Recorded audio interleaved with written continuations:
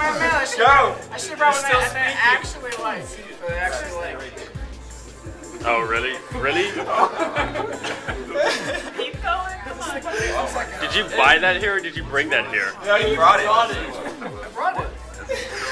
I'm kidding. Oh, God damn it, easy.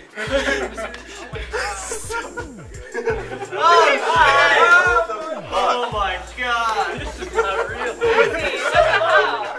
So emotional. We know what side you sleep on. I do want 5 of these, so.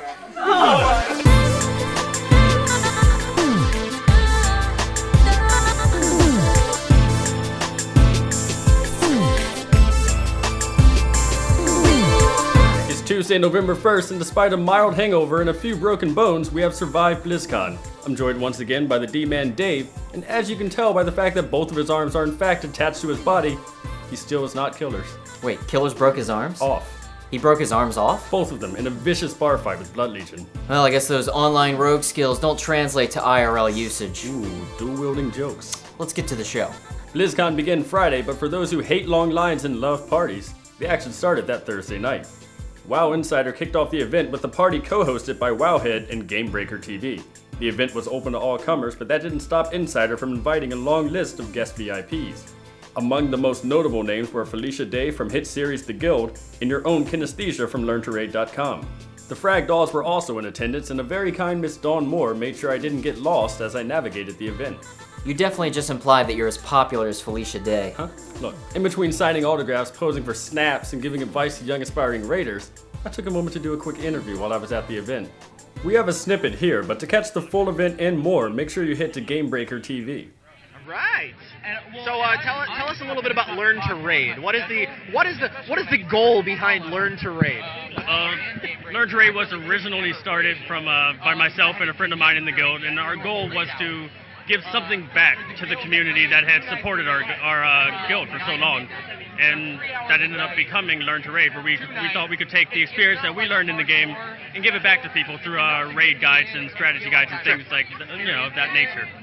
And you are something of a video maestro? I am a little bit of a video editor. I try. It's worth pointing out that all of Vodka was in attendance at the party. That's right, we crashed it. Cause you don't throw a party without a little vodka. As has become a staple at BlizzCon, attendees were able to pick up their goodie bags the Thursday before the event. Containing swag from all of Blizzard's headlining franchises, nerds are willing to wait in line for hours just to collect their sweet loots. Unless, of course, you're invited to BlizzCon as a pro gamer. Then you get a separate line to stand in and walk past all the people in the long line. Of course, this would have been nice to know before I spent an hour waiting in line with a cute friend of mine. So you got to wait in the pro gamer line, and then you skipped the 2-hour wait to pick up your badge and swag? Yeah, it was just me and a bunch of Korean StarCraft players. You should have seen the look on all those confused and angry white people's faces. Racist. We have here Kenna's goodie bag, though it's already been rated.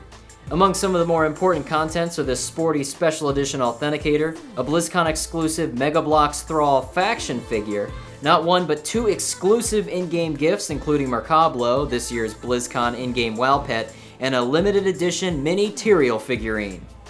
So much swag for just one bag. Indeed. Of course, the actual event did not kick off until Friday morning, but man did it kick off. Blizzard started off with a stirring presentation where they announced the latest expansion, Mists of Pandaria.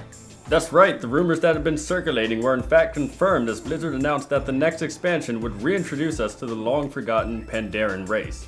And it should come as no surprise that so far the expansion is stuffed with more goodies than a panda piñata. For starters, this expansion is expected to have a very Oriental-inspired theme as the land of Pandaria has been shrouded in mist for over 10,000 years. Revealed only recently during the Cataclysm, players now have an opportunity to rediscover all 6 huge zones of a world rich in tradition and filled with exotic creatures. Among these new creatures, the Pandaren will be introduced as this expansion's new playable race. Pandaren inhabit the land of Pandaria and have done so for thousands of years. Having rose up against the oppressive Mogu and taken control of their rich and fertile lands, it was in the time before the Sundering that their land was shrouded in a protective mist. Perhaps the most exciting aspect of the new race is the fact that these mysterious creatures are capable of aligning with the Horde or the Alliance. Players will be forced to choose a side at level 10, when their homeland is threatened.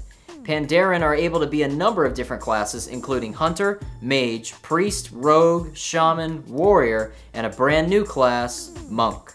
The new Monk class is intended to be prepared for any aspect of battle. Capable of being a tank, healer, or melee DPS, these fighters harness their chi energy and the forces of light and dark to use powerful melee abilities. Unique among other classes, monks have no auto attack and are forced to use their spells swiftly during combat.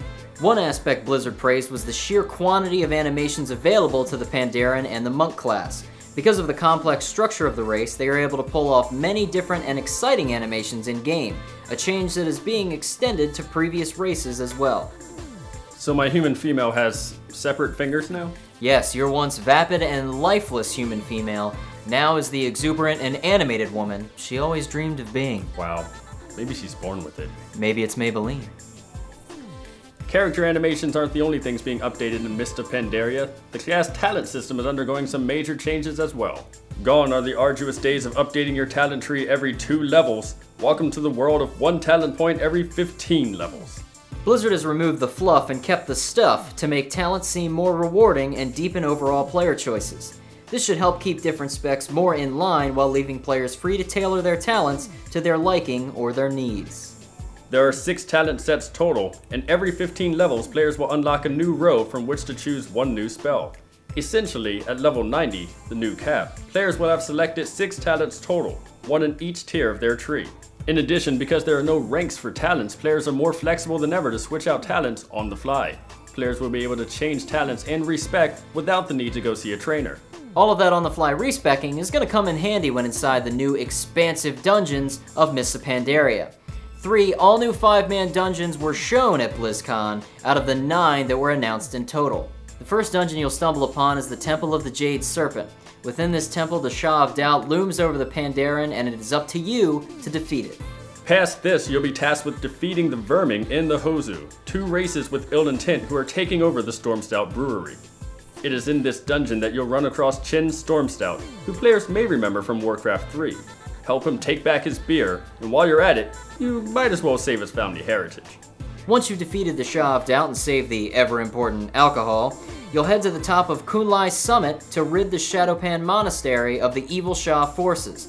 Rid the sacred monastery of these enemies to allow the Shadowpan clan to continue their training. In the interest of keeping gameplay fresher than the 1990s Will Smith, Blizzard is introducing challenge modes, allowing players to take on their favorite dungeons again and again in pursuit of faster clear times. Compete for medals awarded by burning through the dungeon quicker than your competitors. If you're successful, then the difficulty gets ratcheted up for next time. No cheating either. Your gear level will be normalized. Challenge mode achievements will be tracked so you can check out your friends' times and compare them with your own. Compete to be #1 on your server and enjoy your rewards. Rewards include sexy new transmog gear, mounts, titles, and more. Maybe even some rare Pokemon for the new pet battle system. Pet battle system? Hey man, you gotta catch them all. That's right, you'll be able to duke it out with your frenemies Michael Vick style as you let your pets battle one another to the death. See the sinister Squashling take on the singing Sunflower as they battle with a vicious flurry of roots and twigs. This isn't for the faint of heart. You'll need some big Pokeballs to compete here. Blizzard is building this as a fun and friendly side game in the world of Warcraft, but we all know the truth. Shit just got real. Your pets will learn new spells and level up, and if you feed them the right food after 5 PM on a Monday night during the winter equinox, then they might just evolve. Collect new pets by purchasing them, earning them, or capturing them in the wild. That's right, a wild little Deathwing has appeared, so stay out of the tall grass because the pet battle system, it's coming your way.